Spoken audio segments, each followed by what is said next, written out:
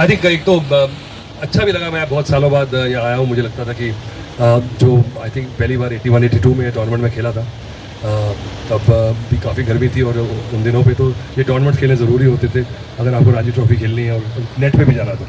पर अब थोड़ा सा लगता है कि आई थिंक अच्छा खेल रहे हैं, मेहनत कर रहे हैं, पर मुझे लगता है कहीं ना कहीं एक डिस्कनेक्ट सा है, क्योंकि इस तरह की क्रिकेट जो है उसका रेलेवेंस थोड़ा कम हो गया है। मुझे लगता है कि हार्डर है और कराने वालों के लिए भी बहुत मुश्किल काम है। इतना लंबा ड्यूरेशन, इतनी गर्मी में ग्राउंड्स मेंटेन करने, it's not easy. But I think अच्छी बात है कि आप टूर्नामेंट हो रहे हैं। थोड़ा सा जो टोन एंड टेनर लहजा है जो क्रिकेट का बदल गया है। मैं ग्राउंड लेवल पे नहीं देखता हूँ इतना क्रिकेट। मुझे लगता है कि शायद जिस तरह से अब लोगों का जो इंटरेस्ट है वो अटेंशन स्पैन कम हो गया है, तो थोड़ी लंबी क्रिकेट की जो रिस्पेक्ट है, चलिए 20 ओवर के हिसाब से 10 ओवर के हिसाब से ये भी लंबी क्रिकेट है।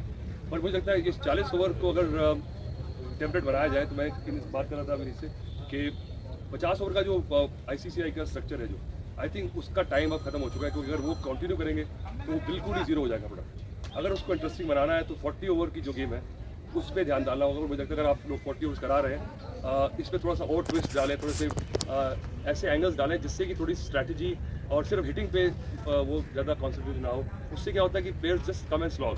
तो आई थिंक थोड़ा सा मुझे लगता है कि एक आप गोस्वामी गणेश दत्त के बारे में पूछ रहा था, मुझे पता ही नहीं उनके बारे में। तो आई थिंक उनका भी एक थोड़ा सा होना चाहिए कि what is the theme and moral ethics of this tournament, why is it being held in his memory.